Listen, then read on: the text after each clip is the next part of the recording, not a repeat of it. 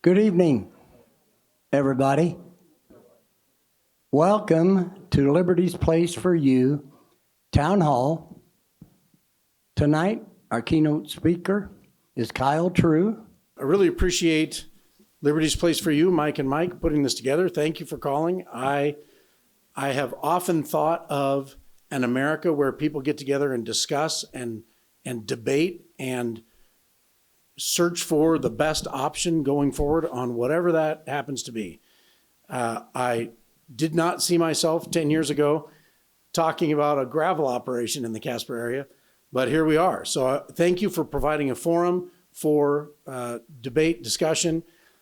You mentioned that there was a time when most of what you heard was in what was originally called a gravel resistance group.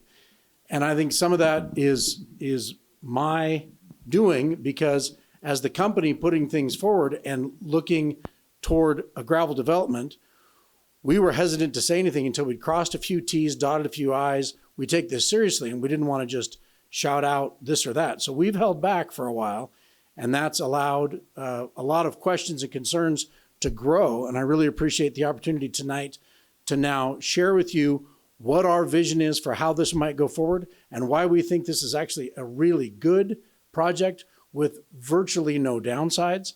That's what I'm going to put forward. That is our honest, sincere view. Then I hope after tonight, when people hear how we're looking at this and why we think the way we do, that there will be back and forth. And boy, if I've misunderstood, you're going to hear a lot of things tonight that are quotes from what's now become the Casper Mountain Preservation Alliance. I think I'm quoting them accurately. And I see several members of that group here tonight. I appreciate your attendance.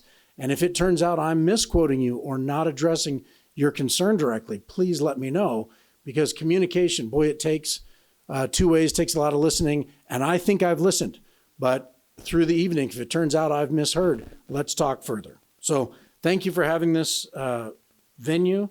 Really appreciate the chance to come together as a community and talk. So I am Kyle True. I'm with Prism Logistics. Have been in town not all my life yet, and I'm not Catholic. I didn't believe in purgatory until I lived in Denver for 3 years. Now I believe in purgatory. I'm back in Casper, raising my family here, and very thankful. My goals for the evening are two-way communication. Like I said, have tried to listen. I'm going to continue that tonight and try to understand what all the concerns are and recognize what those concerns are to deal with them. I look forward to discussion at the end, any sort of question and any ideas for options so that we can minimize anything that would be negative about an operation and maximize what's good that can come out of it. Ultimately, my hope in life is to improve Casper long term. Why? Because this is where I live. It's funny, as a kid, I always thought of myself as an American, and the older I get, the more I'm so appreciative I'm in Wyoming. I love the center of Wyoming, and so I'm hoping long term we develop a better Casper. I think this is going to accomplish that, and I want to share with you a bunch of reasons why. So those are my hopes for the evening. I think in Casper, central Wyoming, if you will, Natrona County, however you want to phrase it, one of our goals is, as we live this modern life, highly industrialized, streets, cars, telephones, internet, it's different than what it was 300 years ago. Today, we use a lot of things that they didn't use hundreds of years ago. Cobalt, copper, etc. Gravel is one of them. We want to harvest what we need to do those things. And we want to protect what we love. That's absolutely critical, both what we love in terms of natural environment and cultural environment. I think we can do that. I look forward to sharing that with you. We want to be environmentally conscientious of everything that we do, because I think that how we do things is really just as important as what we do. We need to do the right thing, but we need to do it in the right way, which is one of the reasons I'm thankful to Liberty's Place for You for hosting a town hall, because I think the right way to disagree is to do it respectfully, with dignity and listen back and forth. So I really appreciate tonight. I will tell you, I plan on multiple more of these, either with Liberty's Place for You or Prism doing a similar thing ourselves. We'll see. I really want to have more than one back and forth because, as I've said, with my experience in the gravel business, I think this is going to be a really positive process and a positive project for the community. But I don't expect in the first time I show you my thoughts for everyone here to be persuaded. Significant endeavors of mankind need to be discussed iteratively. You probably do that in your marriage. I know we do. Sometimes the brilliance of my wife, I don't recognize the first time, so we have to talk multiple times. But all joking aside, I plan on doing this iteratively because how we do it is just as important as what we do. So I'm really excited. I want to share with you tonight. I have listened. I have tried to listen to the concerns of the local residents in the area. And I think we have an incredibly creative response that will shrink our operations significantly, and the sorts of impacts that are feared that have been brought to light, I think we can minimize them significantly. I'm really kind of excited about this. Now, you may think, how can he be excited about a gravel pit? Well, you know, everyone's called to different things. Working in gravel, I actually get excited about this stuff. We think we found a way to shrink our operations by 60%. Every concern that's been voiced, we think we can shrink by 60%. In addition, I don't think that's good enough, but I'm excited about it, to be totally candid. In addition, if this does not mitigate or eliminate all impacts or any significant negative impacts, then we have some other ideas I want to throw out with you for ways that we can remediate and actually leave things better than we found them. So this is where I hope to go tonight. This is what I plan on sharing with you, and I'm kind of excited about it. Okay, maybe we should start with, what in the world are we talking about? When people say gravel pit, what do we mean by that? Well, gravel is a generic term for aggregate, sand, rock. There are lots of things. So what do we mean? Well, there's decorative rock, and this particular property has quite a bit of decorative rock.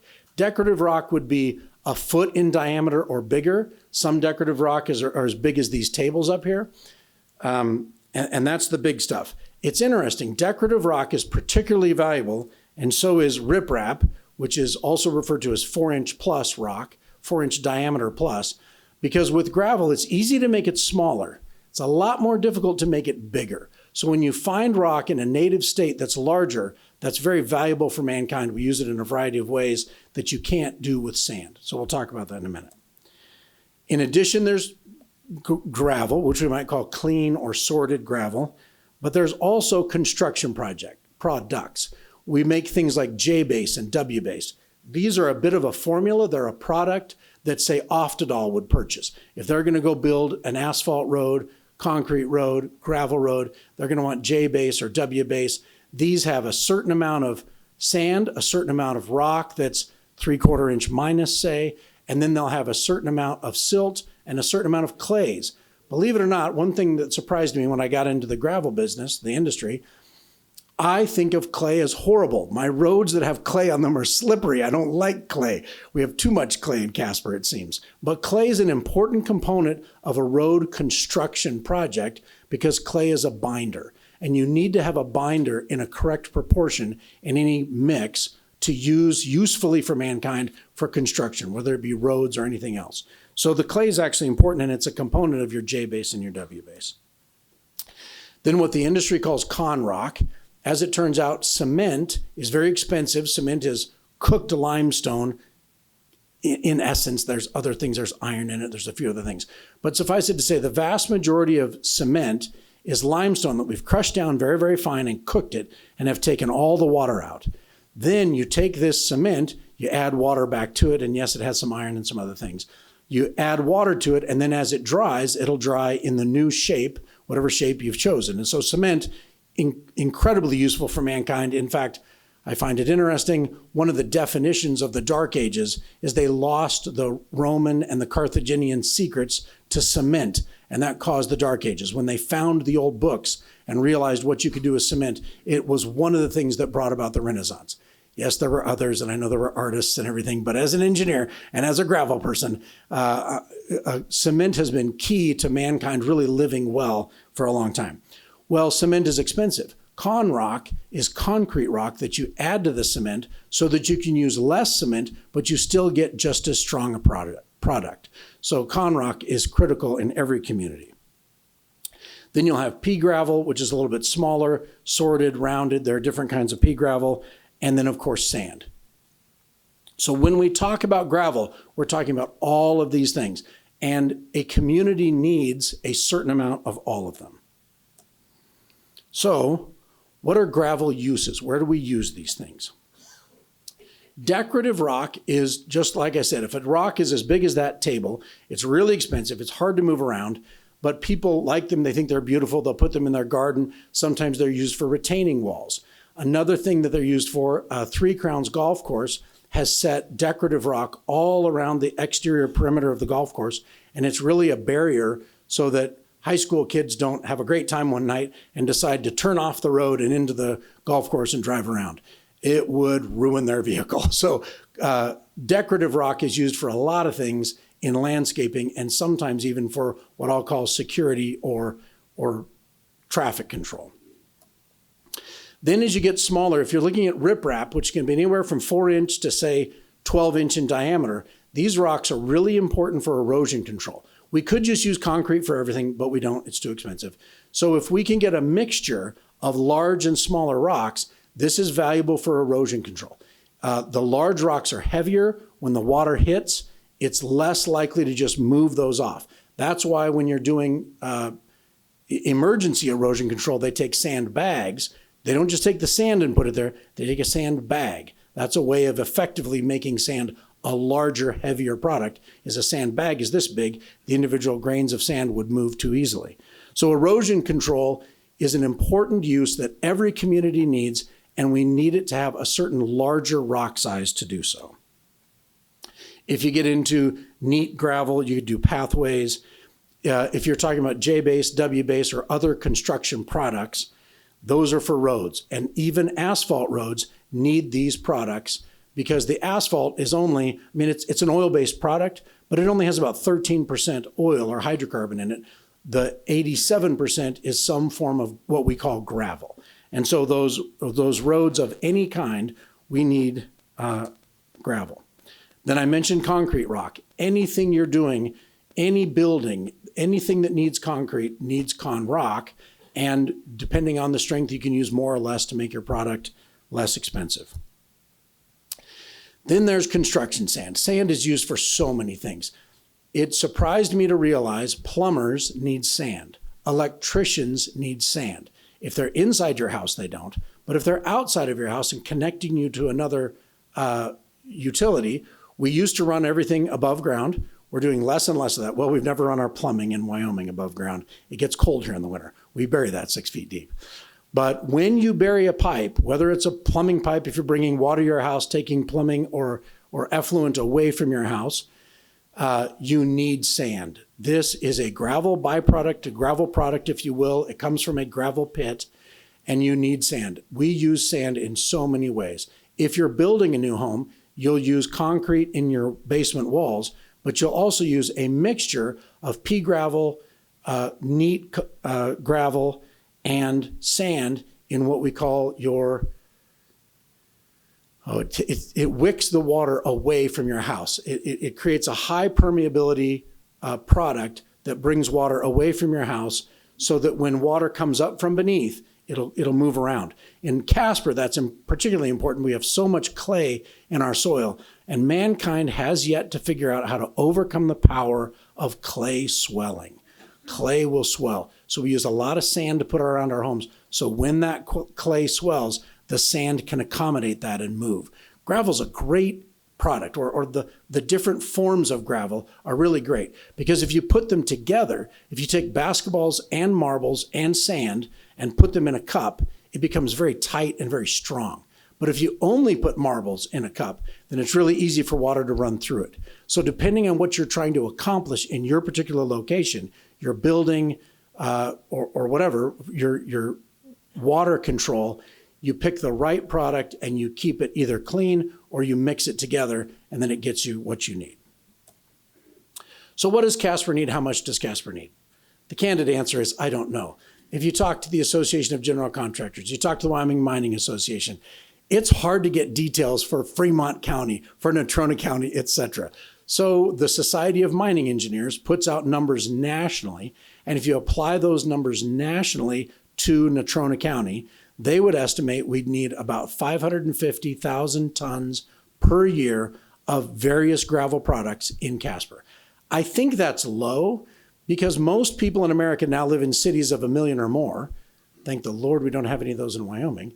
And I think those guys are a little more efficient on their gravel needs than we are, where we have a little more infrastructure per capita. So I think we use maybe 700,000, 750,000 tons a year in Casper, but I can't prove that. So let's say if we need 500,000 tons a year in Casper, what does that mean from a discovery and development of new resources perspective? It means that every decade, somebody has to find 5 million tons that they permit, that they discover, that they develop, that they bring to market. So every decade, we need to come up with another 5 to 8 million tons, and the discoveries need to keep happening every decade. It's just a part of our modern life. That's what brought us to this point. So I mentioned we think we can reduce our footprint by 60%, and I'm really excited about this. This isn't that easy to do. So it's also not that easy to find these things. And I got to say, the reserve at the south end of Coates Road has incredible decorative rock. It has sizable riprap, and it has all the way down. It doesn't really have sand. At least we didn't find any sand. It wasn't an appreciable amount, but we can crush down for sand. So it's a pretty valuable resource, and I'm really glad to say there's everything that you need in a community up there, or the majority of things you need in a community are up there. So normally a gravel mine, a gravel pit will have the following things. First of all, you have excavation. You have to go in with a track hoe. You dig things up. There's been a lot of discussion about blasting. That is not anticipated in this area. This is more of a fluvial resource. We don't anticipate going into bedrock and blasting. That's not anticipated. And if it's not anticipated, it won't be in our permit. If it's not in our permit, it won't happen. Then you do your soil screening. You can't take the topsoil away. In Wyoming, we make you leave and bank the topsoil right there. So you have to screen your soil from your rock. Then you have a crushing operation. Your crushing operation can vary. One of the difficult things about really large rock is you have to have larger jaws to crush the large rock, smaller jaws to crush the smaller rock. If you're using jaws, there's impact crushers. There's a variety of different kinds of crushers.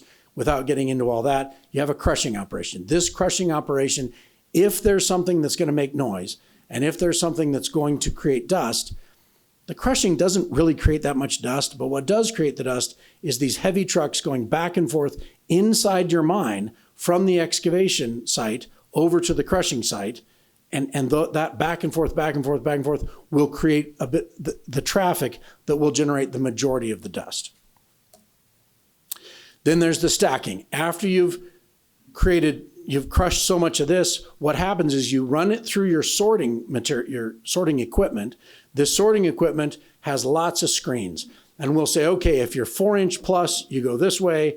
If you're 3/4 inch plus, you go that way. And you get down and down till you're sand. So you have a variety of belts going out 30 feet, 50 feet. They go 30 feet in the air, and they have all this, the gravel or the product that's been separated into that product going up there, and then it dumps into this large stack, which I find beautiful. Some people don't find it beautiful. I think it looks great. But that's your after you crush, then you have to stack. You have these things all gathered up in your pit, and then somebody calls and says, I need so many tons of this next week. I need so many tons of that next week. And then they come out. You load them with your loader, they go across your scale, and there's your pit. That is what is standard. Here's what we think we can do. We've listened, we've tried to pay attention to the concerns people have. There's no way you can do anything without excavation. You have to do your excavation. So we'll go out with a track hoe, we'll be digging these things up. In addition, we can't see the DEQ. We've thought hard about this. We just can't see the DEQ allowing us to haul the soil off. Soil in Wyoming is so key, you need to have that. So we'll have a screen out there. The screen, 10, 12 feet tall, something like that. And that'll screen the rock from the soil.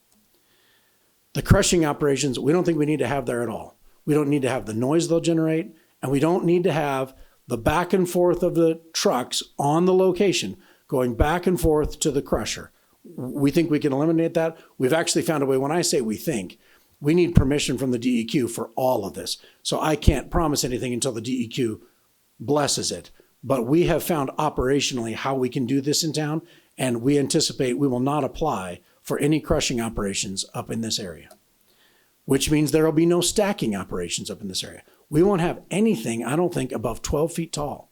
I think this is going to be the lowest profile gravel operation that I've ever heard of. And I'm excited about that because I'm not trying to irritate anyone or cause any frustration, which means there won't be sales, so there won't be trucks coming up here to buy and load out. The reason that's a benefit, in my opinion, is because that means all the trucks that'll be going up and down the road, and there will be trucks going up and down the road, no ounce of gravel comes out without a truck. So I'm not saying we're going to diminish that. But what we'll have is only trucks that we hire that we can regulate. It won't be a customer's truck that it's really hard to get them to do what you want. So we will have our trucks, whether we own them or contract out, that's not really relevant. But what we will do is have much more control over how those trucks run. Of course, the county commissioners, through their conditional use permit, will have control over the hours that they run. But we will know, are you running the right speeds? Do you have the right mud flaps? These things may not sound like a big deal, but to people in the trucking business, this is a big deal. Have you checked your brakes, and we're going to pay more for them to run their brakes more frequently, so we're not using Jake brakes. Jake brakes save a lot. They, depending on who you talk to in the trucking business, somewhere between 30 and 70% of your brake life is extended if you use Jake brakes. We're not going to do that because we think it's a nuisance to those who live in the area. So to me, it's a big deal that we're not doing sales, so some other customers not sending their trucks. These are things we'll control.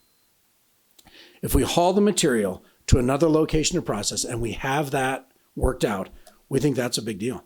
So what you might see if you go up there is just exactly what it would look like if someone was hired to construct a pond in the area. If someone went up and said, go dig out an area and make room for a pond, that's the operation it would look like. And what we're doing is going to look the same. That 60% reduction, I'm very proud of that. I'm very happy about that. To me, that's a big deal. It wasn't that easy.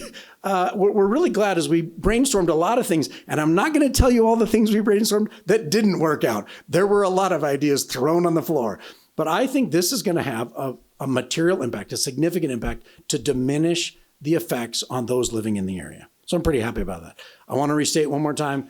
I can't commit to any of this. The DEQ has to approve these things. We will be in discussions with the DEQ as we move forward. Okay, here's my Where's Waldo slide. There's been a lot of questions about where this is going to be, and I think that's a great question. There was a pit that was sort of on the face of the mountain over between Douglas and Glenrock, and that was an irritation, and some people thought an eyesore. So let me answer and show you where this is going to be. So here's our Where's Waldo. Well, maybe we should call it Where's the Prism Project. So can you see the windsock that's in this photograph? It's in the foreground of the photograph. This photograph is taken from Zero Road looking straight at the mountain. If you see that windsock, can you now see the gravel pit above the windsock? I'm going to take it away, and I'm going to put it back. Take it away, put it back. That's about the size and the location that we're talking about. We're talking about 30 acres right there just above the windsock. It doesn't get up to the level of the snow, and we have no anticipation of ever going into the steep part of the mountain that's really visible from elsewhere. In addition, I'd like to point out to you, there are two sets of trees in this photograph. This set of trees here and this set of trees here. Those trees, I'm going to say, are 30 feet tall, plus or minus. They're somewhere there. We don't anticipate having anything taller than 12 feet on our location. And as we go, the track hoe will dig something out, and then we'll screen it, haul it away, dig it out, screen it, haul it away. Our location height will shrink as we move forward. We'll get lower and lower and less visible from far away over time. So will it be invisible? No. Will it be a scar on the mountain? I really don't think it will. I think we've found a way to keep this as a very minimal disturbance. I think less than half the height of the trees that you see in that photograph. This picture is from Highway 257. That's that new cut across that goes from Mills over to Goose Egg, if you will, and ties in. Took this picture from there, and can you see the blue dot that appeared there? It's tough to see because it's small, but it's also tough to see because it was in the cloud. And I'm sorry the clouds came by and put that shadow there, but they did. I think that's about where our pit will be. It's not going to be up on the face of the mountain, but that's been a real concern. Okay, here's another picture. This is from Highway 220, just before you kind of head over the hill, over by where somebody's got that great little bison herd. If you can see, that's where I think the pit would sit, is where that blue dot is. It's just above the shadow. It's below that hill. About a month ago, a little over a month ago, the Office of State Lands and Investments came to Casper, and we had a meeting there. And over again, people got up and they said, you can see this from here. It's going to ruin our view. The fact is, where we're looking at and where we have found to put this gravel operation, you can't see from that room because there's a fairly substantial ridge that runs east of this area, and that blocks the view from most of Casper. It doesn't block the view from Mills. It doesn't block the view from the west, but it does block the view from the vast majority of Casper. So from that building, you actually can't see it, but it is what it is.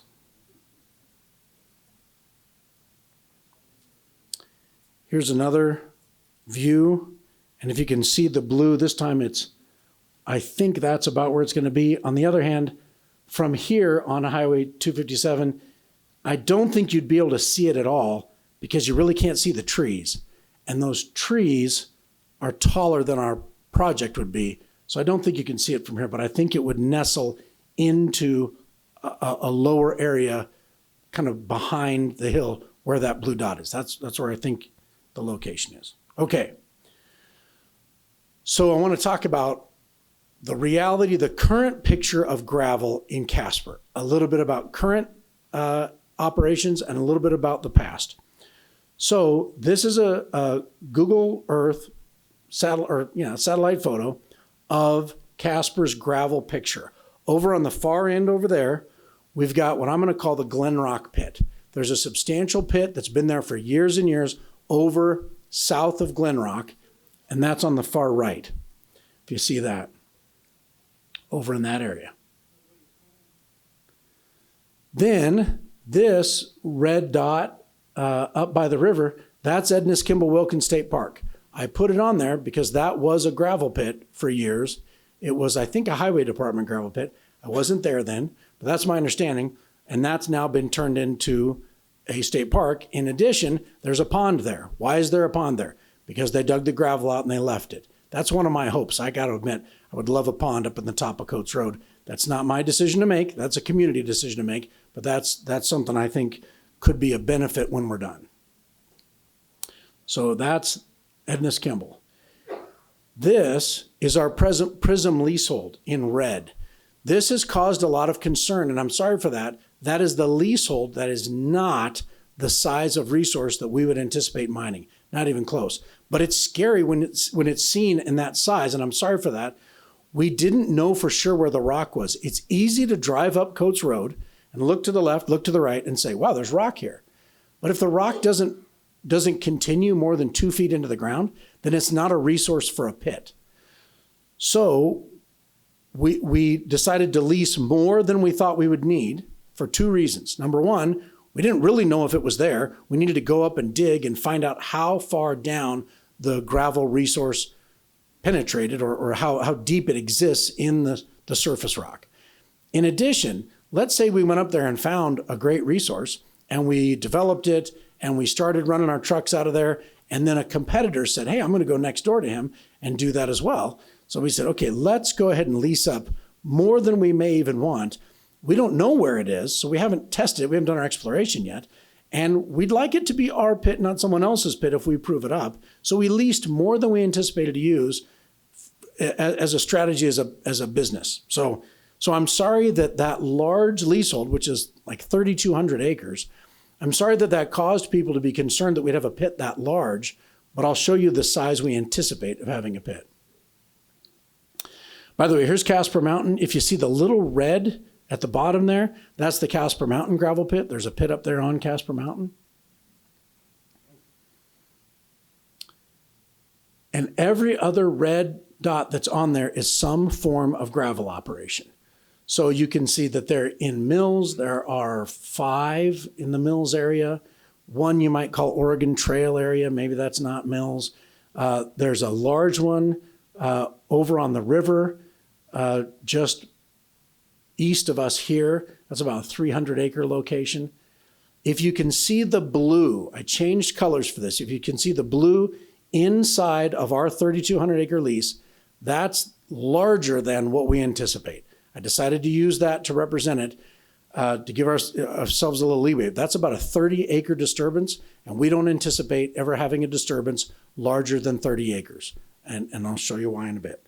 So I'm sorry that that's caused a lot of concern for the large leasehold. We actually planned on paying the state for as long as we have any operation up there, the $2 every year or two per acre to hold that leasehold, because we don't want a neighbor to come in, a competitor to come in and go next to us. We think, hey, if we found it, we'd like to hold that. We'll see what happens with that. But that's why we did that. And in addition, we didn't know where the gravel would turn out to be. It turns out right on section 36, 35, 34, in the first areas that we went where you could see it on the surface, I'm happy to report it continues down into the subsurface deep enough to be a substantial reserve and a substantial resource for the Casper community. So we didn't need to go and do exploration further. So we think the pit can be much smaller than our lease, and I hope hope that clarifies that. Okay, so now this is a zoomed in map of the lease area. This is about a full section. That's about the full walk-in or no motorized vehicles section of 36, the school section up there. We're discussing about a 30-acre pit, and that's about the size of a 30-acre pit right there.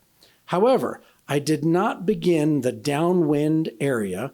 I went about half a mile downwind of where our pit might ever be. The reason I went further north is because while we plan to start where the blue is, we think there's resource that covers, well, the area that is not in red or yellow and is not in blue. We think there's resource there. Where it's red and yellow, we don't think there's any resource there, and we don't ever plan on going there, because why would we go there? There's no resource. So I went as far north as I anticipate our pit ever being, and I measured how far is it from there downwind to a home. There was a lot of concern from the Casper Mountain Preservation Alliance and local residents, and I think those are somewhat distinct. There was a lot of concern about dust in the air, noise, particulate matter, COPD, things like that. So we are over half a mile from the nearest home in our area. That's important. Let's look at Casper gravel operations to see what else we have here. So you can see down in the lower part, there's our 30 acres, and there's the half a mile away from the closest we ever anticipate mining, based on our exploration where we think the reserve is. We'll be a half a mile before we see any home. What's existing in Casper right now? Well, there's a gravel pit on Robertson Road in the Oregon Trail area. There are dozens of new homes in the area a half a mile downwind from that active gravel pit. There are dozens of homes there. If you go into mills, there are over 400 homes downwind of an active gravel operation where they crush, they sort, they stack, and they drive like crazy. I'm not critical of their operation. I think their operation is a good operation.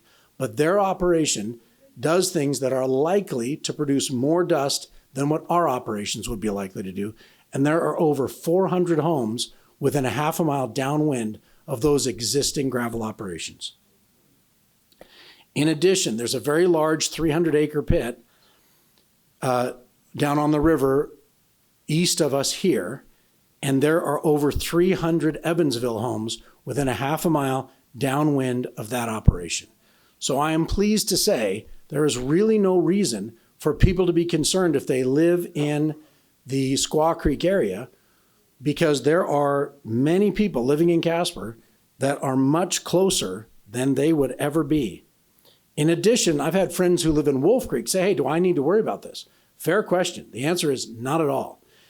Wolf Creek is over 1.5 miles away from anywhere we would anticipate having operations. If we did a 1.5 mile map of how many people in Casper live downwind 1.5 miles from an existing gravel operation, it would be significantly more than the 700, and 50, 800 we have listed here. There are a lot of homes that live close to gravel operations, and I'm happy to say they're doing well. So there are no homes, zero, within 0.5 mile downwind of where we anticipate having operations. It's a valid question to ask, and I'm happy to say we've not only found a way to reduce particulate emission, but in addition to that, we're much further from residences than other Casper operations that I think emit more.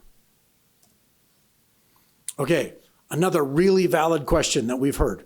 Will this diminish our home prices? Great question. If it does, we need to remedy that. Okay, I don't know. There's been a nationwide study referenced. I haven't read it. No one sent it to me. I've had trouble communicating with those who are in opposition. We've had trouble with our schedules getting together. I hope we can do that because I'd love to hear directly from them more so I could address more directly their concerns. There is an active gravel pit down off of Robertson Road. It's above that little power substation. And I'm sorry if you work for Rocky Mountain Power, I probably said that wrong. You'll say it's not a substation, it's a switching station. I'm sorry, I get confused about all that. There's a lot of power equipment just below it. And there's an active gravel pit there. There are newly built homes. Again, I have the 0.5 mile downwind visual there for you. And there are new homes being built in this area that are $400,000, $550,000 homes of value on Zillow. I'm just using Zillow as my reference. As you get closer to the river, the value of those homes goes to $800,000, $900,000, $1 million homes. They're new, they're being built today. People are paying for those to be built and they're moving into them. I struggle to see that a gravel operation is going to have a significant negative impact on home values. I just struggle to see it. I don't see it here in this data. In addition, if you go into Oregon Trail, the most valuable homes in that subdivision are closest to the gravel pit. I am not saying that you want to build your house close to a gravel pit to increase your home price. I'm not saying that. What I'm saying is you don't see the opposite. You don't see any indication that homes near a gravel pit have a diminished economic value. In this case, the closer to the gravel pit, the higher the home values based on Zillow. So I don't see that in the Casper area, and I don't see it. Okay, let's talk about trucking. As I mentioned, none of the gravel leaves this area without a truck. We're not taking it out on drones. You don't fly these things out, so it has to come out on a truck. So there will be truck traffic. What are reasonable and prudent parameters that are respectful of the area and won't cause trouble? Well, the only thing we would ask for, we don't have any operations where we've ever asked for anything more than 6 a.m. to 6 p.m. We do like to get up and get going in the morning. To be candid, most of our operations, if we get there at 6, we're knocking off at 3:30 or 4 because we've got somewhere else to go. You've got the transit and letting go of that last load, and why come back and leave your trucks there? So they tend to be 6 to 4-ish, but we've never asked for more than 6 a.m. to 6 p.m. And again, that would be a part of a conditional use permit. It's not my decision to make, but I'm telling you, we would never ask for more than 6 a.m. to 6 p.m.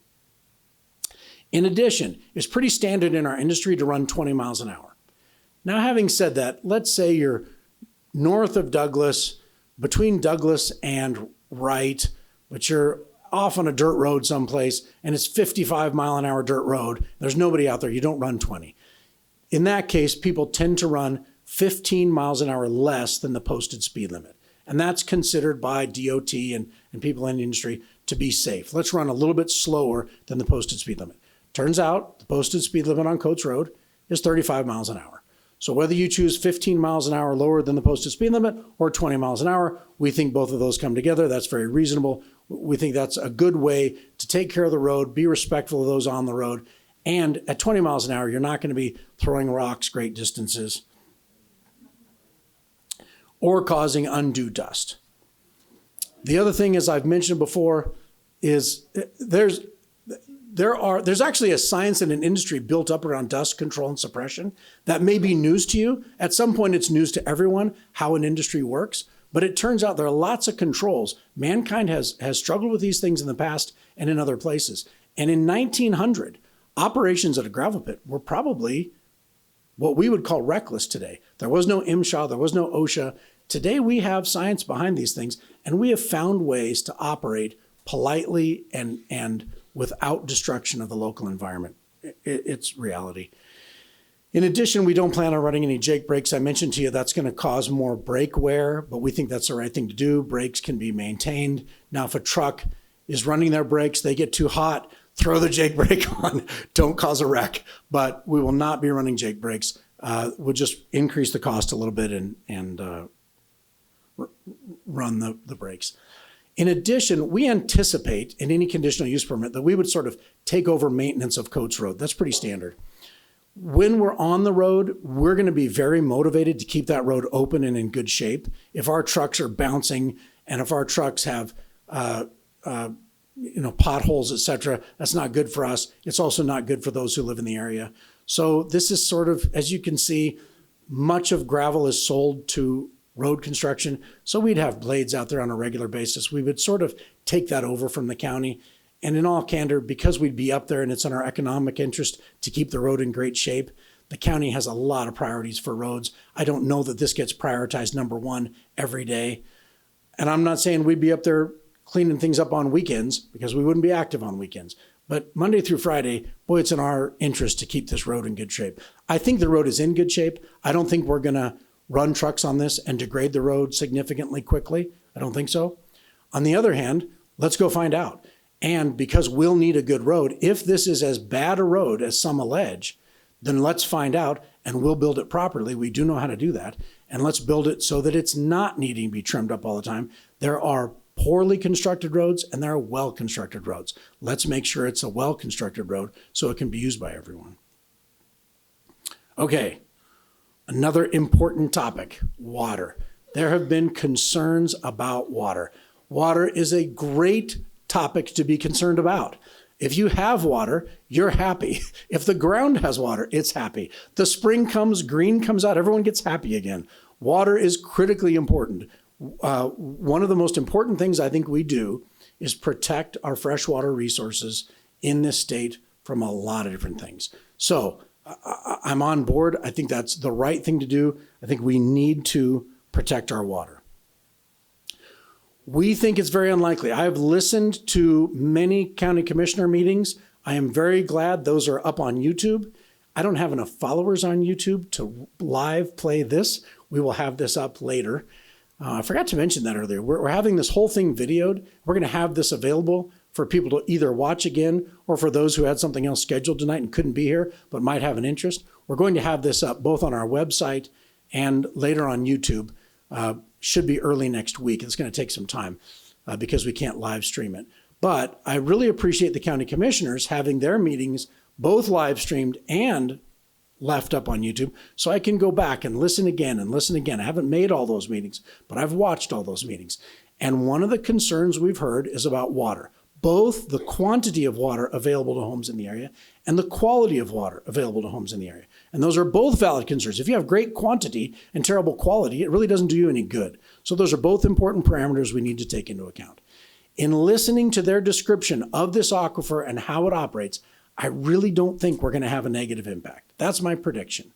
Now, if we move forward, we'll find out. Predictions are adorable. When you look in the past, 5 years ago, your predictions are, is your life exactly like you predicted? Well, sometimes, but not in all ways. So to me, it's very important, even though we have a prediction, we need to have some available solutions in case I'm wrong and in case there is a negative impact on quality or quantity of water. We've just got to have something. Water's too important. You can't move forward if there's not a way to remedy if there is a negative impact.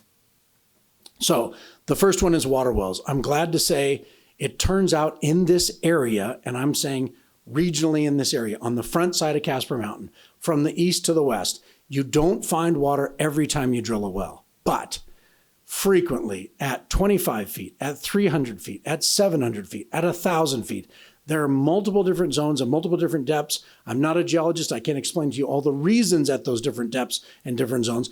There is a great chance of finding water.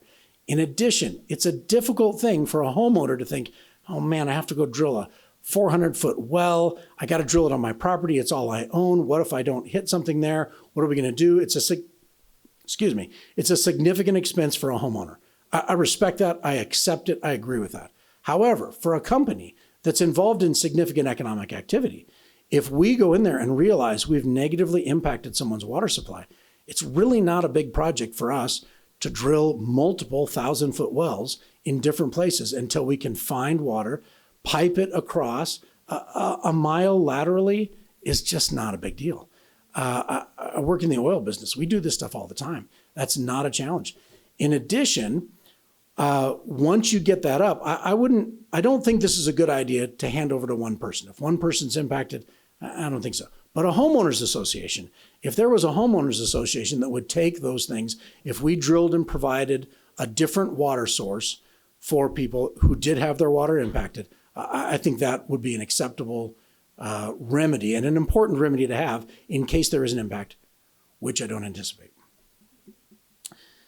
In addition, come to find out, there is water available on the city system through most of Squaw Creek. I cannot find a map. I have looked and looked. Someone told me that that's almost considered a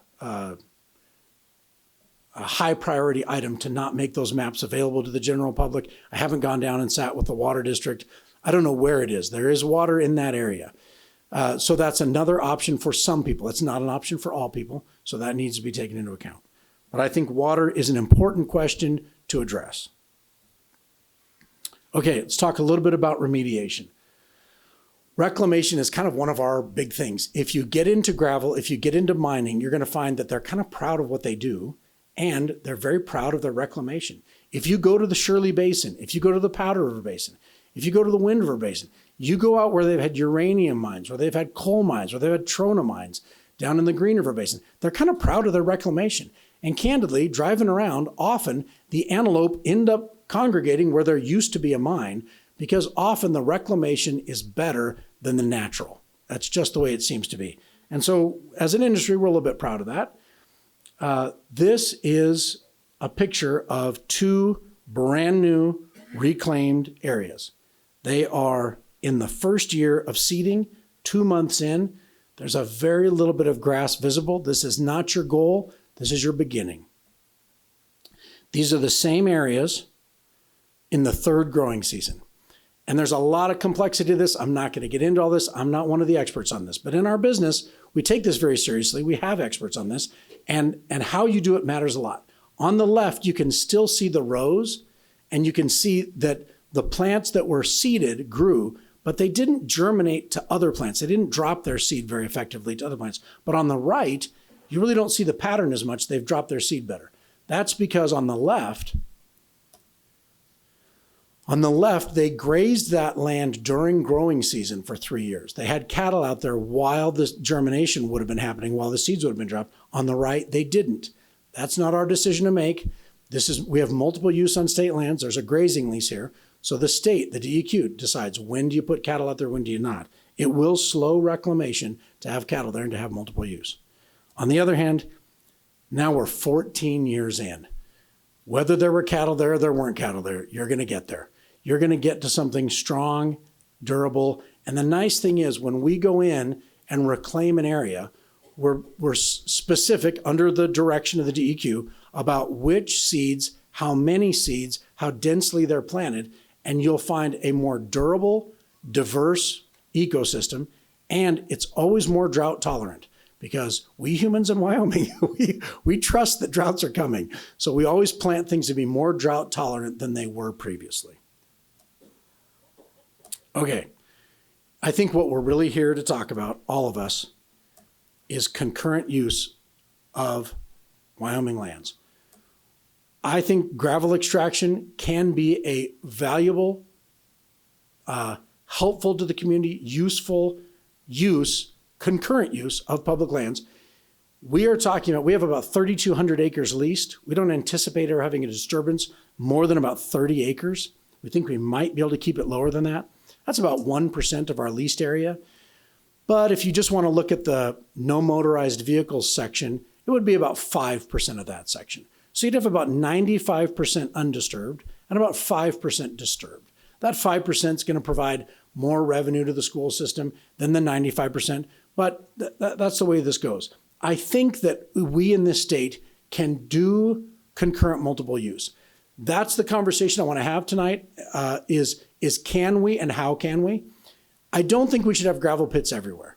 I think the Tetons are recognized to be a very special place where we just shouldn't have economic activity. I think Devil's Tower is a place that is recognized to be very special and we shouldn't have mining activity going on there. The question before us, and the Casper community needs to discuss this and debate it openly, is the land at the south end of Coates Road sort of a special Tetons, Devil's Tower? Is it the kind of special place that shouldn't have anybody go in and bring out the gravel that's there and reclaim the land? Or is it like the majority of the state of Wyoming, where we can go in with multiple use and we can have hunting, we can have biking, we can have grazing, and if we do it politely and courteously, can we develop this in a reasonable way? That's the discussion before us tonight. Because, as you know, 48% of our land is owned by the feds, somebody back in DC, and so they decide what we do. We have about 5% that's state-owned land, and that state-owned land is, set aside to fund our schools in this state. And then we have, call it 47%-ish, these are rough numbers, that's private land. So how we choose to develop these lands is a community discussion, and I think that's an important thing for all of us to discuss. To me, one of the questions, and the DEQ hit us with this, they were asking, well, what do you want it to be like at the end? Well, I will tell you, I've caught a lot of grief for putting in my letter, we could put in a polo field. My kids went after me like you can't imagine. Dad, that's ridiculous. I can't believe you said that. Well, they have polo in Sheridan, and I can't believe they fly horses in from Europe, from the Middle East to compete in Sheridan. That blows my mind. I was throwing that in to say this. Let's think outside the box. What do we want it to be? If we go into an area and are engaged in 3 to 5% of that section at a time, 1% of the larger state lease at a time, when we bring those heavy vehicles in and when we contour it on our way out, we can contour it any way we want. You've got the heavy equipment in there. You can make it. When we do reclamation, often we replace previous hills, previous contours, but we don't have to. If people say, no, we want to put a pond in here, how big a pond could it hold? I don't know. I'm not the hydrologist. I haven't figured that out. Would we want other things? That's the kind of thing I think we should discuss. One of my favorite ideas is a pond that has something besides trout. Trout are great. I love trout. That's what I grew up fishing. But did you know in Wyoming you can also have carp, bass, perch, bluegill, walleye. You can have canoeing, swimming. You could have no motorized activity on this pond. You could put in a beach. I'm pretty confident I could find some sand for that beach. So would that be an improvement for Casper? In my mind, we have a great river. Alcova's kind of a long drive away. I'd love to have more quiet water near town. That's a discussion that we could all have. So that's the question. What do we do at the end? And have I heard the concerns accurately? And have we addressed them in any way? And that's the question. So I'd love to continue the conversation. I really appreciate people coming out.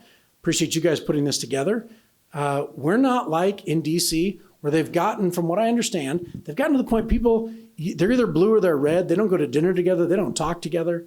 And I appreciate that. I don't think that's hit us in Casper yet. I think we can discuss this. If this is the wrong thing to do, our society, our community is going to say, no, we're not going to do this. I think it's a good idea. Let's talk.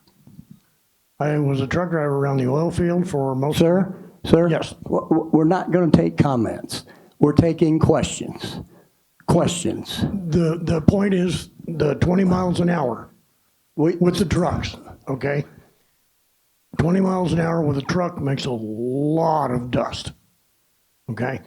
I just want to throw that out there. I understand your consideration. Okay, let's get to people that have questions. Again, sir? Okay. Make it a question, all right? Here, take the mic. My question is, on Coates Road, you're saying 20 miles an hour. You stated that it was a 35 mile an hour speed limit. In the county, in the city, it's 30. And we, the people in the city limits, had to pay for this road. Are you going to do all the water lines and all the damage that these trucks do to our base of this road? Good question. It is a great question. I'm not sure I understood. I will say the road from the gravel operation out to CY Avenue 220, whatever you want to call it. When you cross the power line, you're in the county. From the CY to the power line, you're in the city limits. We, the people, had to pay for that road. I understand. And I think I'm addressing your question. So when you turn off of what's either CY or 220, the main road there, from there to the gravel operation, we think that it would be reasonable for us to maintain and or improve that. If that road is insufficient for the type of trucks we run, then I think it's reasonable for us to improve it so that it is sufficient for the type of trucks we run. Obviously, since CY is sufficient and there are trucks going there every day, both ways, then CY is well built enough for that truck traffic. So it's not hard to take the 0.4 miles of paved and then the gravel from there. And there are things we can do for dust suppression, control, and maintenance. There are a variety of things we can do. You can do, anyway, we would pick some of those and we would find one that's effective, and we would be sure that there's not egregious dust coming off those trucks. Trucks do create dust. They absolutely do. But we have control measures. Fortunately, we've fought this before. And to be honest, it's only 2 miles.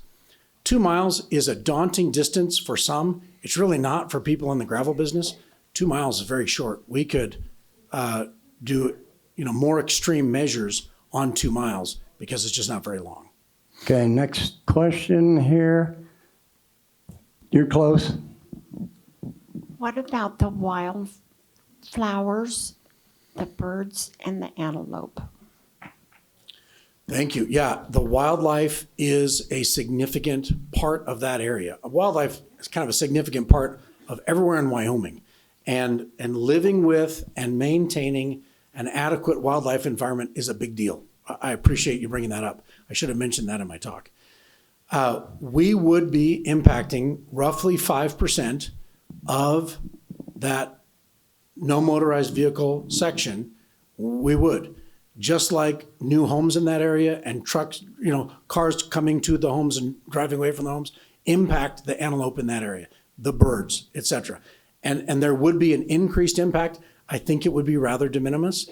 And we see wildlife coming in and going out, turkeys downtown. We see deer, penetrate a certain distance into town. Antelope are worried about what they're worried about and not worried about what they're not worried about. We wouldn't be working, nights and weekends, but it is something that we would watch. It's part of a larger mine plan.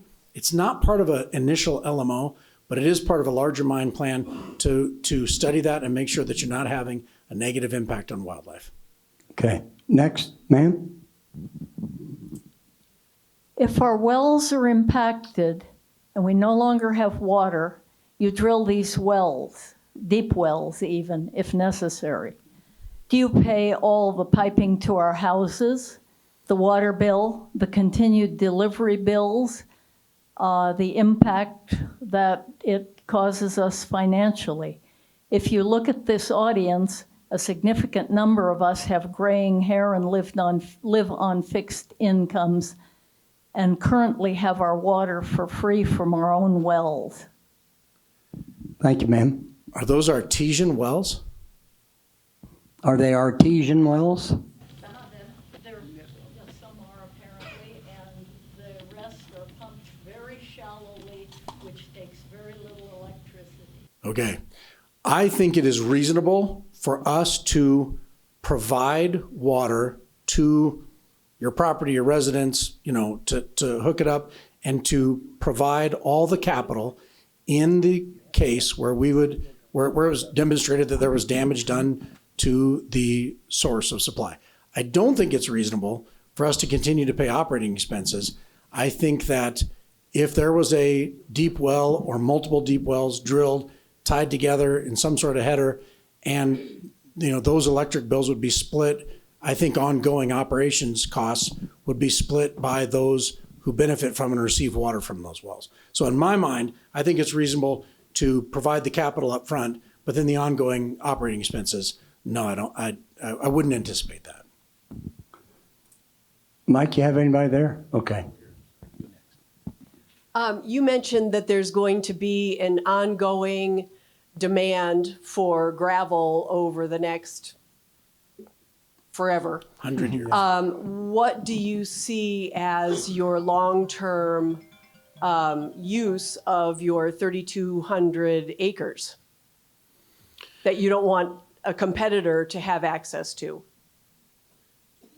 Great question. There will continue to be demand as long as mankind lives here. I think there's going to be demand for aggregate gravel, sand, whatever it is. And the entire mountain is made of rock, no doubt. I mean, you saw the county has a gravel pit right on top of the mountain. I think it's right where East End Road takes off. That's a terrible resource for people in Casper to use because, boy, is it steep to come down that mountain. You do not want to come down that mountain road. So the foothills of the mountain are a significant resource. The difficulty is to find that resource and to find it in appropriate variety of size, from decorative rock all the way down. And that is concentrated at the south end of Coates Road. There is some rock that continues to go west from there in section 35 and 34.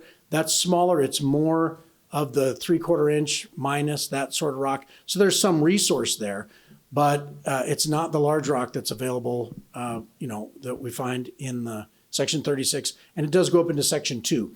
We have section 2 leased again for the same defensive reason, and someone could go up on that, on that face, and 50 years from now, that might be considered. I can't speak to that 50 years from now, but there is resource there, and at the time, depending on how hungry society is for that, priorities might change, and someone might go mine that. I don't see it really in my lifetime, but I hesitate to speak for beyond that.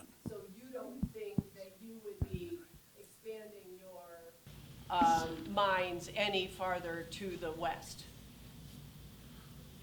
No, I think there's resource in 36. There's resource in 35.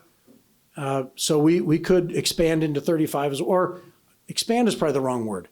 After rehabbing what we did in 36, and it's all rehabbed and reclaimed, then you could move into section 35 as well, and that could happen. Yeah, I think it's going to be decades from now, but it could happen. Question right here from the gentleman. Well, I was going to ask the same question. I don't think you answered it unless you're telling us that this will go on forever. So when do we see any kind of redevelopment of it? That's a great question. So we went out and performed exploration down to about 14 feet of depth, and we found enough gravel aggregate resource to motivate us to go in and put in an operation. So we plan on putting in an operation. How deep does it really go? Well, we found some well logs that indicated down to 27 feet in some areas. So if it's a 30-foot reserve, it's going to take twice as long to mine as if it's a 15-foot reserve. We don't know yet. What we know so far is there's a substantial reserve there and it's worth going out and beginning a mining operation. How long will that mining operation last? That depends on a variety of things.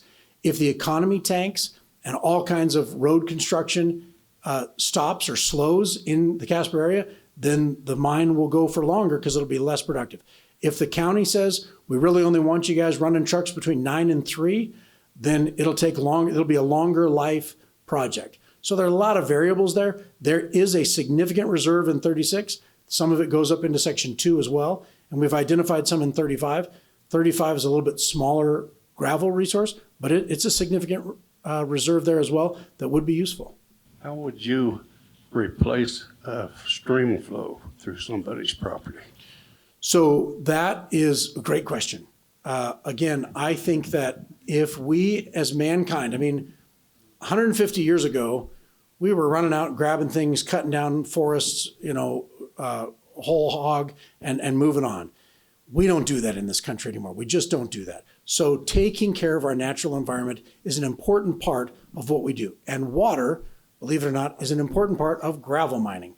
So if you go out and you're doing a gravel mine and water comes down and it would have come into your mine operation, say 20 acres, 30 acres, then you'll route that around. You'll find ways to be sure that you contain the dust and the mud that gets into it, the colloidal solvents that get into it, and you'll route that around and try to continue that flow around your mine and back to where it would have been if your mine wasn't there. Is it perfect? No. But mankind absolutely takes that into account, and working with the DEQ and others, we try to reroute that and have as minimal an impact as we can on that environment. So it's a great point, because the water's still going to come from above you. It's still going to go down below. And so how do you reroute that? Oh, as you're moving your operation, you reroute it. Thank you, Kyle. Another question, gentleman here. Yeah, I'm going to make this 2 questions real quick.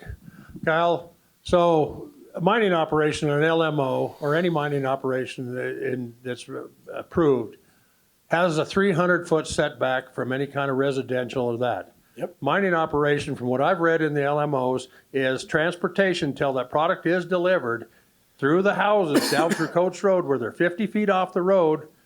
You're already in violation of that. Secondly, as I brought up the other night, though, that we just found this out, this Casper Mountain Squaw Creek and most of the Casper Mountain face is in a regulatory floodplain. This requires FEMA, the EPA, and the Corps of Engineers to have to evaluate this before you can even move any rock within that floodplain. So I want to know where you're at with this. I know you want an LMO because the DEQ can bypass all those regulations, but at this point now that we're in a regulatory floodplain, you got work to do. So I think you brought up 2 things. Number one, trucks, it's not my understanding that trucks need to be 300 feet from any house as they're driving. 50 feet away from both. Let him answer the question. No, yes, there are some homes closer than 300 feet, significantly closer than 300 feet. I won't speculate, but there are homes closer than 300 feet to Coates Road. It's not my understanding that trucks transporting gravel need to be 300 feet away from a home. That's not my understanding. If that were the case, if that were interpreted that way, there would be virtually no gravel operations anywhere in the state, because somewhere that truck is going to drive within 300 feet of a home. There's a new development south of Country Club, the Casper Country Club right now, and there are trucks moving in that area. And they do go within 300 feet of a couple of homes on their way in. Then they hit Country Club Road where they're within 300 feet of homes, and then they go from there. So that's not my understanding. If that's the case, let's find out. The truth is not the problem. Whatever the rules are, we're going to do those. So let's find out what those are. Next question. Thank you, Well, Kyle. hold on just a second. He asked 2. If you don't mind, let me skip to the other one. Can you remind me what that? Oh, about the FEMA. I heard that maybe at the same time you did. That is news to me. Boy, I don't have an answer for that. It's being explored right now. Absolutely. The creativity of the CMPA is solid. And the vigor of the CMPA is solid. And they didn't call me and tell me about that. I have to find out about this through back channels. They're not helping me out a whole lot. Oh, I have called and have not been able to meet with the CMPA. Would you like to, Mrs. Griffith? Hold you on, back that up. I have Kyle. asked for a meeting with the CMPA. Would Kyle, love to do we've it. got another question here, Great. so we don't run out of time. Hey there, my name is Quinn. I work for KCWY Channel 13. I really appreciate that you have taken the community's consideration and concerns into your new project. But what I am hearing from the people that I've talked to is they're scared. Yep. They're scared for their homes. And I think what you don't have right now is a sense of trust between the folks in this room and you. Yep. So why should the folks here trust you? Yes, sir. No, that's exactly right. And I agree with those statements. And I appreciate people coming out because we have to talk through these things. I don't believe that the CMPA or the concerned citizens, and those are distinct groups, I don't believe they're saying you should never have any gravel operations. I don't believe they're saying there should never be any mining operations in the state. I'm not hearing that. I am hearing significant fear that if this is put in, it's going to have significant negative impacts on their homes and on their lives. I don't think those fears are justified, but I think they're there. I think those fears are real. And that's why I wanted to address those fears and those questions and to show that there are many hundreds of Casper homes within a half mile downwind of gravel operations. There are no homes within 100 or within a half a mile downwind of our proposed location. It's such, so I think the air quality concerns, I think that takes it off the table. I can't find examples of property value diminution. That's a valid question. There are concerns about hydrology. I'm not going to get into arguments over the hydrology as to whether that's a valid concern or not. I really don't think it is. On the other hand, we want to have something to repair things if we do damage water supplies, which I don't anticipate, but it's important that we have a way to remedy that if we do. So we are trying to address those fears and separate valid fears from invalid fears. And I think there may be some in both camps. Right now, I think they're all inapplicable to this situation. I'm Jane Iflin. I never thought I'd need to know that much about gravel, frankly. And I appreciate your point about the value of your operation to humankind. Okay. I have a couple of questions. How much money do you have into this project at this point? And could you be bought out of it? I don't know why you're laughing. Are you with me? All right, then. And one more. You showed us a map with any number of gravel mines. Okay. So my further question is, does it have to be there? Great question. Thank you. That is, no, we'll deal with the money second. We're going to do the first question first. I'm sorry, I didn't clarify well during my presentation. Those were not all gravel mines. Those were not all gravel pits. Those were gravel operations. There's a pit on Robertson Road. There's a pit down by the river west of here. The others are gravel operations where they may do crushing, stacking, sales, but they're not generating the rock at that location. So rock is brought in from elsewhere, processed, sold. Those gravel operations, I think, are material and relevant because of the dust that is created in those, which would be more significant than the dust we would create. And so it was a way of showing that I think it's reasonable for someone to be comfortable with our operation upwind of them because we're much further from any of these homes than current gravel operations are, not necessarily pits. In addition, it's surprisingly difficult to find a significant gravel resource that has the variation in size that mankind needs for the variation in application. And so we've found some here. It's pretty hard to find. It's one thing to find a sand pit. That's a little easier to find. It's harder to find a gravel with everywhere from decorative rock down to something you really can't crush things into sand, or you can, but not economically. So sand is its own issue. So this is a bit of a rare resource up in this area. Then the finances, I'm not going to get into how much money we have into this. I will say I'm very hesitant. After the state meeting, the board of land, the state land board, I think that's the right term, the state land board, which is the governor, superintendent of public instruction, state auditor, state treasurer, and secretary of state. They directed their staff to look into ways that this lease could be undone. We talked with their staff afterwards. We went down to Cheyenne and met with them. And I don't think there was really anything. They said we could voluntarily do that. Okay, we could voluntarily do that. We don't think that's the right thing to do.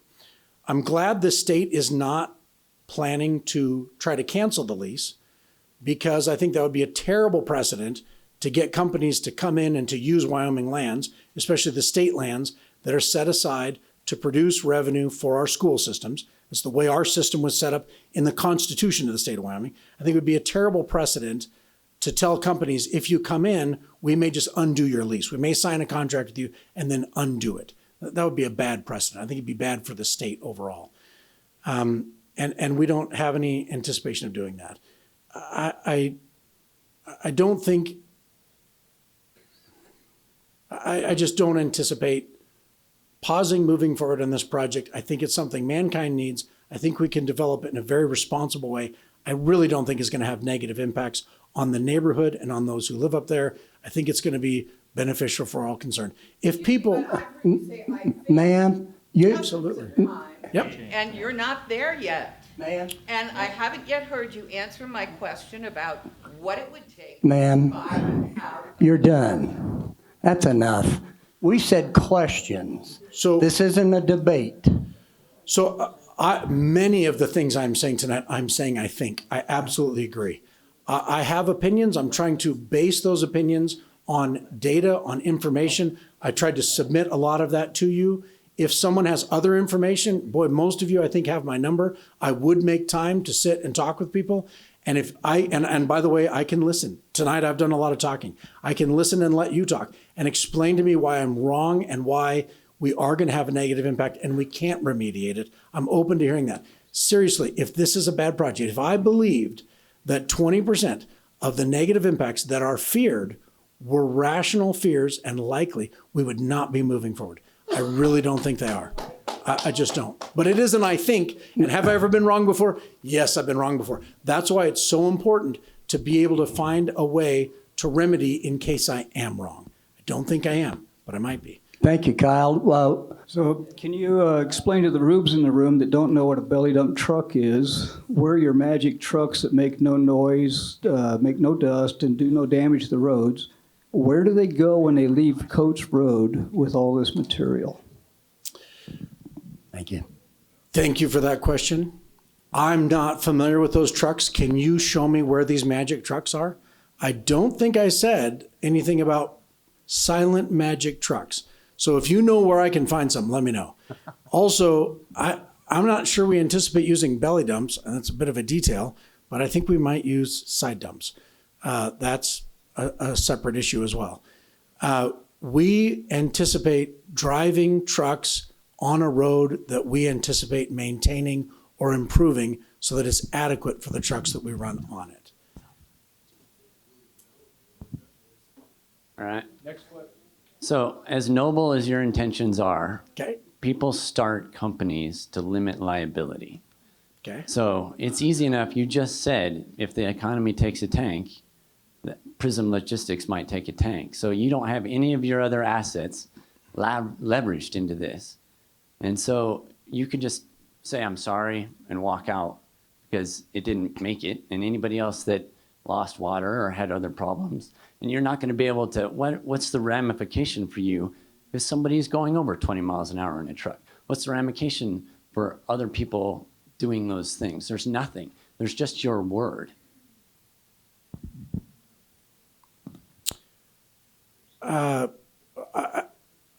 I think you stated a frustration with the way American business works, and that's that's above my pay grade by a lot. This is a company, our company has somewhere around 20 pits in the state of Wyoming. So this would not be the only asset that's in Prism Logistics. And I haven't disclosed financial statements. So you seem to speak with knowledge I'm guessing you don't have. And I don't know that that's relevant for this gathering. Companies do make commitments to regulatory bodies, such as if we entered into a conditional use if we got a conditional use permit, I think in order to get one, we would enter into road maintenance agreements, et cetera. And then you operate within those parameters. There are regulatory bodies to whom everyone answers. And if there's a mistake made, which by the way, can guarantee there will be mistakes made, something will go wrong. That's just the nature of life. In Prism, we're fairly proud of ourselves. We try to self-report very actively. If we find that we've done something that's not according to the rules, we try to self-report, call the DEQ is who we report to most of the time, not all the time. And so we call them and say, we found this, here's how we plan to remediate it, come take a look if you'd like, because that's reality. So if we found a truck that was driving too fast, we would reprimand that person. We might remove them. We might remove the company that owns those trucks. I mean, there are things that you do. So to say that, I think American business needs to be responsive, is responsive to a certain extent, and we think we have a solid track record. We operate in good faith, in goodwill, imperfectly, and we remedy to operate within the parameters that are given to us. Thank you, Kyle. I got a gentleman here, and just a reminder, the question and answer, your question, he may not answer every part. There's no guarantee, but that's the deal. We're trying to get everybody to be able to ask one. Here you are, sir. Thank you. My question is, we talk about water, there's the quantity, but more importantly, the quality. Are you planning on doing anything to help monitor the quality of the water in the wells? Or is that gonna be a homeowner's expense to keep something checked? Because you dig something up, you could mess up the aquifer, the way it sifts the water and filters it out. And I'm concerned about getting poisoned from the water because of something that's happened. Thanks, sir. That's interesting. I don't anticipate, as we said, water quality and water quantity are both very important. And I don't think we're going to have a negative impact on them. I don't anticipate barging into people's water supply and randomly sampling and keeping a record of that. If there is no noticeable impact on people downstream, I don't anticipate calling them every day and asking them that. If there's a negative impact, I anticipate someone would recognize that and would call us and we'd begin to discuss. Is there water monitoring that will happen? Yes. What will that be? That's something we'll work out with the DEQ as we're doing our full mine permit. So I don't have all of that, but yes, we would wait for someone to let us know that a problem was created. And then there would be, for lack of a better word, I call an investigation to see, was there a cause, was there an effect? And then what do we do to fix that? All right, next question over here, Mike. Go ahead.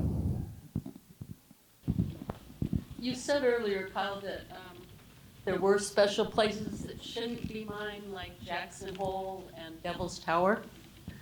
There are over 6,500 Casper residents' signatures on the petition that do feel like Casper Mountain is a special place also. So I'm just wondering, a lot of your answers have been, I don't think, so why not make accommodations when you can mine elsewhere? I mean, Casper does think the mountain is a special place.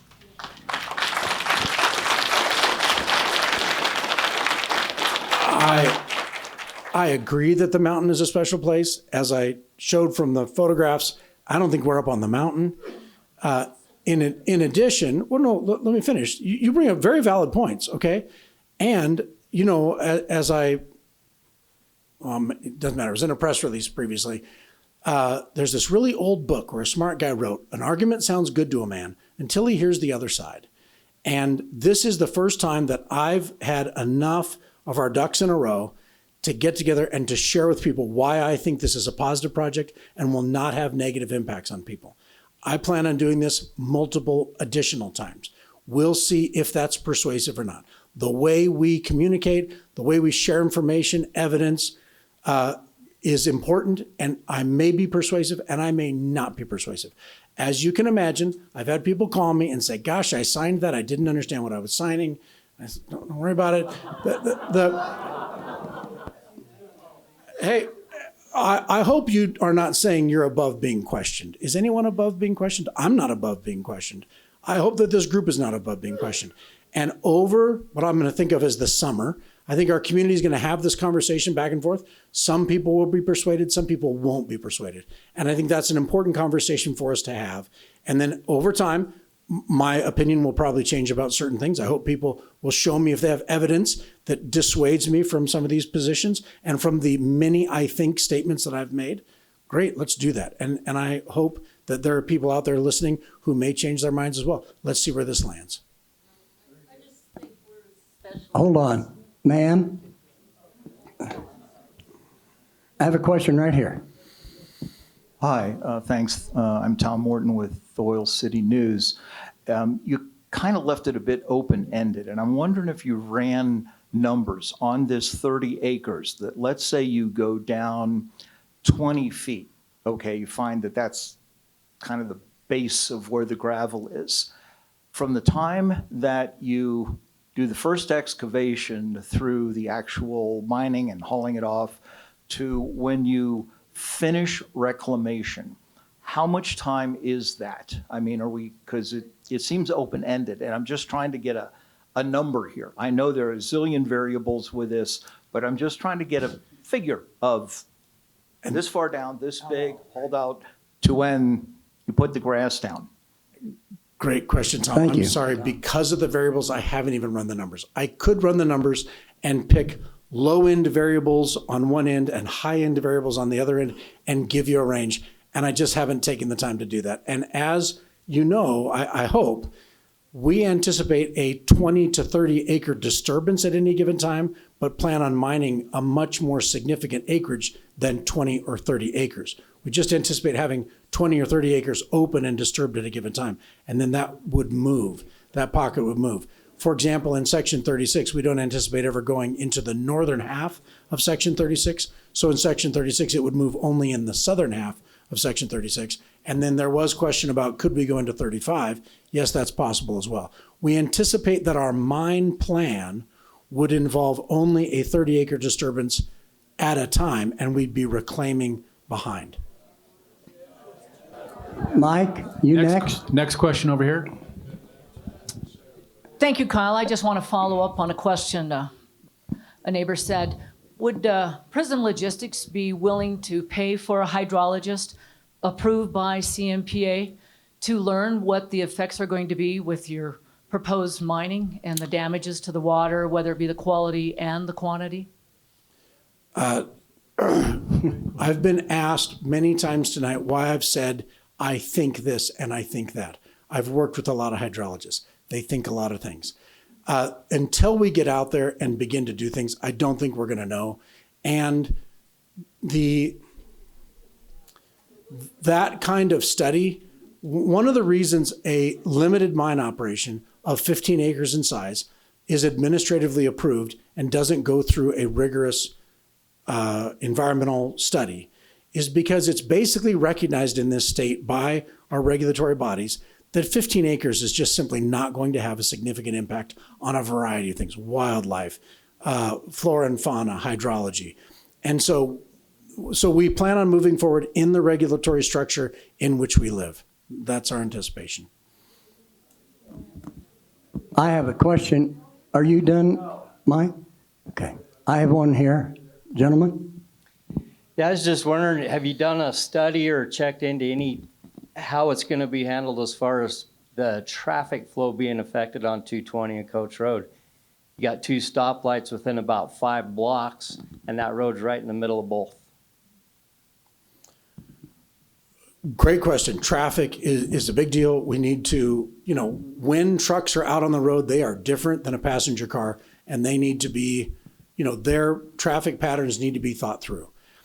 No, we have not done a formal study. We anticipate coming down Coates Road and hitting CY, I'm going to call it CY. I think it's still CY at that point, and taking a right-hand turn. We don't anticipate a left-hand turn. which is slower and much more difficult to bring onto traffic. We anticipate a right-hand turn onto there. There are quite a few existing gravel trucks moving on that road currently today, and we don't anticipate, so that will continue. There are some there, and I think that's working well, so we haven't thought that's a subject to study. You continue to talk about doing the limited mining operation, which is under 15 acres and under, but you continuously tell us that you're going to do 30 acres at a time. So are you doing a limited mining operation or are you doing a large mining operation? Yes. Yes. No, I'm sorry, I'm going to answer your question. And the answer is yes to both. So the way this process works is if we put in an LMO, a limited mine operation, which would be limited to 15 acres, then while we're doing that 15-acre mining operation, we put in a larger mine plan and application for a larger mine. What we anticipate is the larger mine would have about 30 acres of disruption at any given time or less, and that mine could move slightly. If you remember back in my presentation, I had a blue box, but when I looked at what would be downwind of our operation, I didn't put the downwind half mile right next to the blue box. Because while that blue box is one representation of 30 acres, so I want to give you a size, we think at some point that blue box will be up against that red. And so a larger area will end up being mined. Maybe it could be 300 acres, roughly half of a 640. But not concurrently. There wouldn't be a 300-acre disturbance. If anyone went out there, they'd see only 30 acres disturbed at a given time. So that's what I meant to say, is that we would start with an LMO. While we're working the 15-acre LMO, we'll be doing a larger study and putting in for a large mine operation. And that large mine operation, we don't see any need to go above 20 or 30 acres of disruption at any given time. So is there any indication then that Casper's need for gravel is unmet? Yes. Every 10 years, we need to come up with another discovery and development of roughly 5 to 7 million tons of gravel.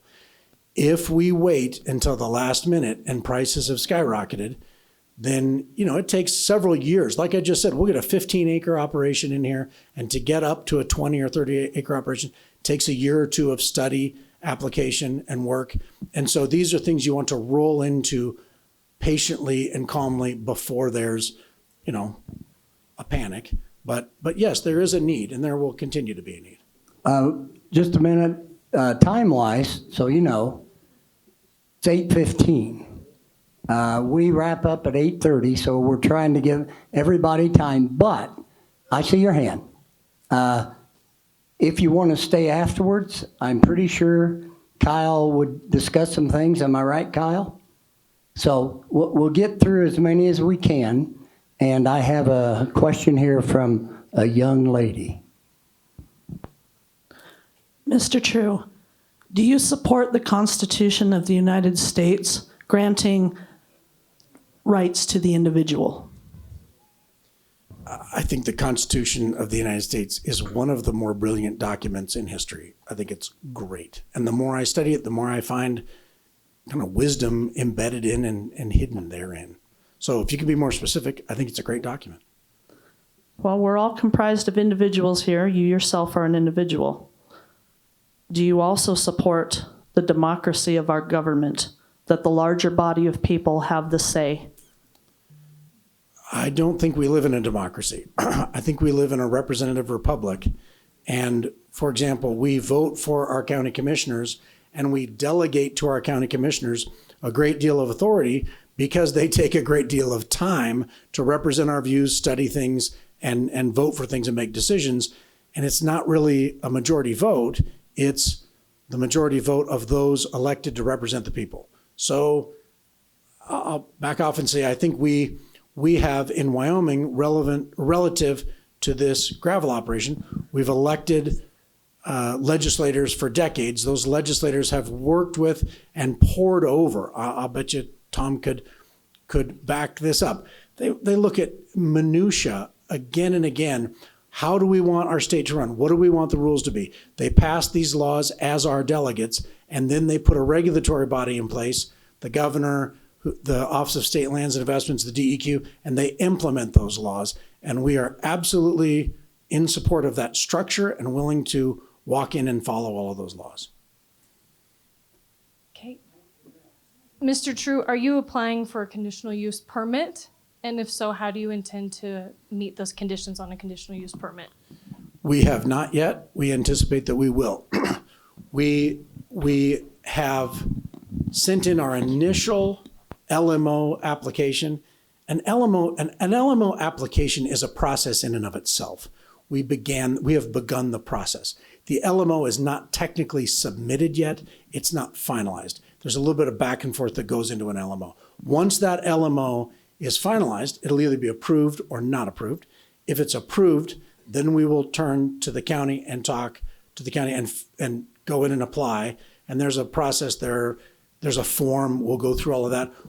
We anticipate talking with county, I think they call it Road and Bridge, and talking with those professionals and asking them what would they like, what sort of agreement seems reasonable to them for road maintenance, for the additional traffic we're going to put on there, and additional type of vehicle that we're going to put on there.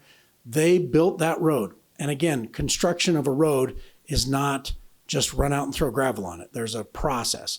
And how much you spend and how solid you build your foundation is going to dictate the quality of that road.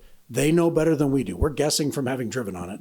We'll talk to them about, okay, when do you anticipate, X kind of road use would cause damage, how do we maintain that? And so we'd enter into some agreement with them before we go to the county commissioner. So I'm not trying to be evasive, but it's a step-by-step process, and you want to talk to people before you go to the county commissioner and say, here's my application. You want to say, I've talked to your staff, this seems reasonable, that doesn't seem reasonable, and then go forward. So it'll be months from now. At this point, yes. Mike, you have somebody over there? We have somebody over here. Next question. Let me say real quick about the conditional use. We're asked so frequently if we plan to apply. We're wondering if there's some way we don't have to apply, that we don't know about, that somebody wants us to not find out about. So it's a really fascinating thing. Whatever the laws are, we're going to happily comply with those laws. If it turns out this FEMA issue is a big issue, we're going to wrestle that to the ground and comply with it. I don't know that it's going to affect our pit at all, and it may become the dominant question. So whatever laws there are in this country, we're going to find out those that are applicable, and we're going to comply with them. Absolutely. You want to give yours up? Okay. Go ahead, Mike. Yes or no, did you find water in your exploration? No. And when you move to a larger permit, are you going to bring in a crusher then? We have no anticipation of doing so. That's one of the things we're excited about, is to minimize this operation long term. Mike, I have one question here from a young lady. And Kyle, before we run out of time, I want to thank you for coming, all of you people for coming and ask questions. So here's the question. Hi, are you listening to the 6,500 people who've signed that petition? Because I'm one of the people who are helping stomping the grounds and getting the word around. So many people don't know, and I'm passing out flyers. And one thing I'm learning is not more people that find out, the more people that are opposed. So, are you listening to the 6,500 people who have signed the petition and the more that are growing each day? Yes. Thank you. Good question. That's a great question. And how we listen and how we speak to each other is a big deal. You know how I said, how you do something is just as important as what you do. Mike Fernald, I think it's Fernald, I apologize for getting your name wrong, is a great speaker. I'm so impressed with his speaking abilities that if you go to the Prism Logistics webpage and you go over to news, you'll find several videos up there. One of them is the Office of State Lands and Investments giving a talk about why we have state lands. That was fascinating. In addition, the DEQ explaining the regulatory process. In addition, the back and forth that we had with the State Land Board. And then over here, we've got Mike. Did you know you're famous, Mike? We've got his entire speech or talk, I'm not sure how to phrase it. When he addressed the Office of State Lands Board, it was so impressive. We have it up here. We are trying to listen, and I believe there are substantial, reasonable, applicable fears, and there are inapplicable fears. And we are trying to divide between the two. And at this point, we think virtually all the fears are inapplicable to our situation. We recognize that they're there. We're trying to listen, and we're trying to think through the process.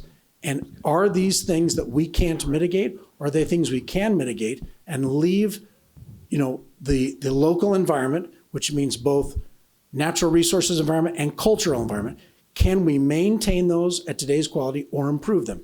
We really think we can. I've discussed some of that today. So we are trying to listen. I have tried to meet with the CMPA officially. So far that hasn't worked out. I'm sure we'll work that out sometime soon, where I could talk with them in a long format rather than 5 minutes at a county commissioners meeting. However, I do listen to their 5-minute statements at the county commissioners meetings, either live or on YouTube or both. So yes, we are listening, and I'm an imperfect listener. That's one of the reasons I was glad to have tonight, and I hope to have a couple more of these so that we can understand accurately what the concerns are and then decide, as a community, are they legitimate concerns or are they inapplicable concerns? Mike, after yours, I've got one more here and then we'll be done, I think. Are we on? Thank you. My name is Walt Mershot, and I live about 500 feet from the corner of your blue square on the map. Most of my questions have been answered, but one of the things I wanted to bring up is my background is geology. And if we go back to the Oligocene, which is 30 million years ago, the North Platte River was going basically where it is now. So I've done some geology, I've done some volumetrics on it. If you go to Casper Mountain, which is about 12 miles long, and put in some numbers for the thickness of gravel, go down to the North Platte River from Alcova to Glen Rock, and I will go with all your geologists. I won't charge anybody. I'd like to sit down with them. There are billions of tons of gravel available. You are facing 7,000 people that don't want it there, don't want it on the end of Squaw Creek and Coates Road. What's the question? The question is, does that affect you mentally that you're doing something to affect 7,000 people where you could go and get all the gravel you want along the length of the North Platte River? That's a great question. I've got two. Thank you. I meant it to be great. I'll tell you what. You give a geologist a microphone, man, they're going to get you. Those guys, they learn their language very well in school. So I've got two responses. First of all, just what I said, the purpose of this evening is to listen, and I am trying to differentiate legitimate, applicable fears and concerns with inapplicable fears and concerns. I honestly think there are a tremendous number of inapplicable fears and concerns. So we're having that conversation with that 7,000 group of people. A young lady in the back mentioned that the more people she talks to, the more she convinces. I could say the same. That's anecdotal. I'm not going to go there. But I think the more people look at this. Man, you had your opportunity. So I want to engage in that and see where this lands. So far, I'm not convinced that we're presenting a threat to anyone's livelihood. I'm really not convinced. If I was, we would back away because I don't want to be a bad neighbor. We've got one more guy here. The second question that you had, I have to say, it's hard to find gravel of any significant size and resource that's anywhere near a road that can get out to the public. It's a challenge. I mean, I'd be happy to talk with you. There's a lot of federal mineral in this area. There's private. And then there are dirt roads that are really tough to get anywhere. And so, this Coates Road is an asset. This state road is an asset. And that's part of what makes the reserve up there. I misspoke. Thank you. And I was even looking at our commissioner in the back while I said state. So that's an asset. This is a significant asset. And it's harder to find than I thought. If you want to show me other reserves to develop, I will listen. Yes, I guess this is a bit of a hypothetical. Okay. But assuming what you anticipate doesn't happen, assuming things go wrong and there are damages. Okay. And let's assume your corporation filed bankruptcy or went belly up.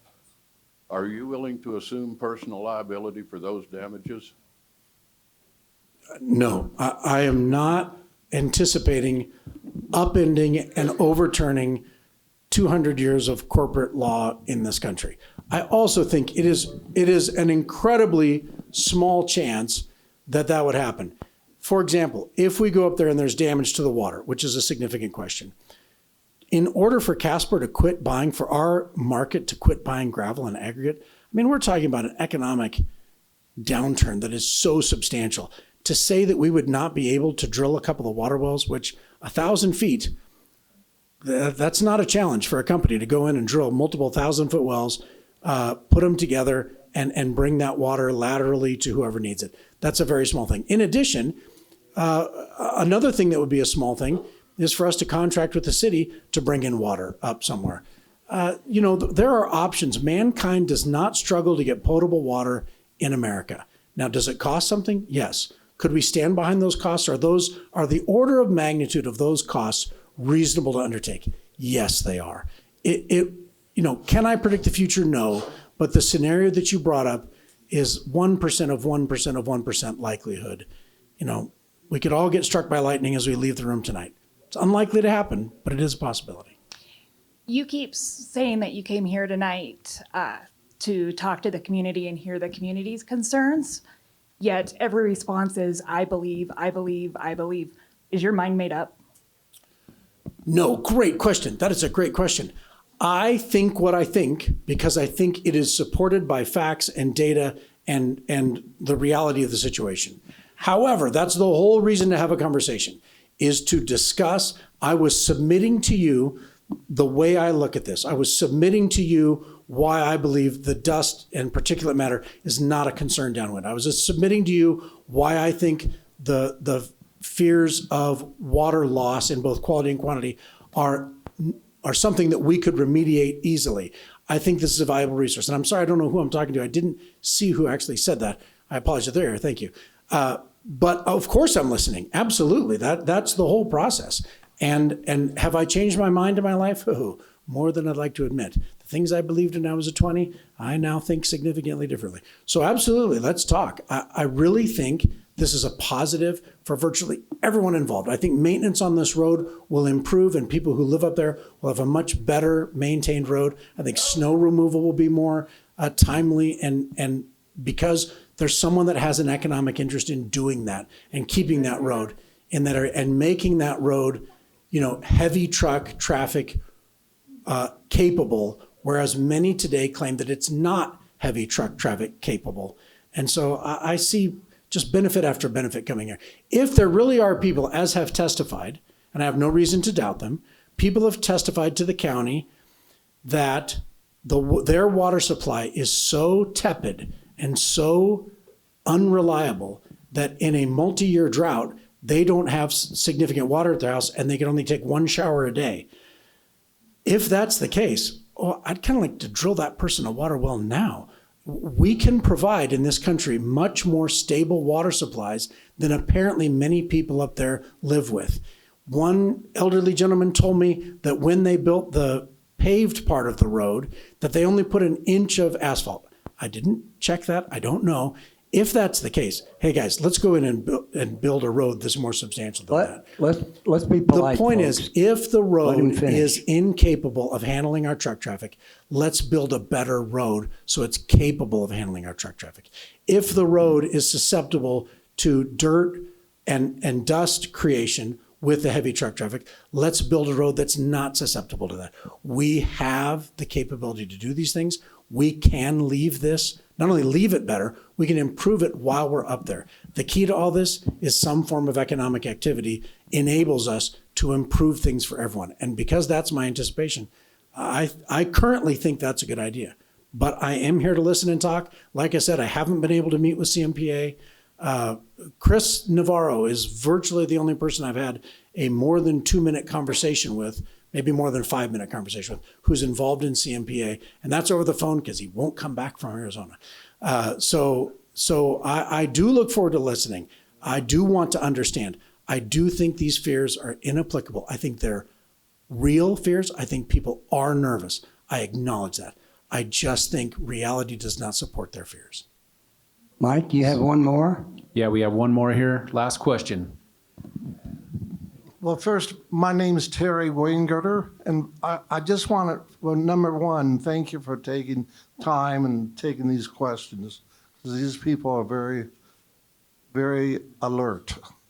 Well, anyway, I was wondering, is any of this, I realize the majority of this aggregate and gravel is going to be used in Casper or the surrounding area, but is your company going to use some of this gravel on this proposed pit and selling it around the state of Wyoming?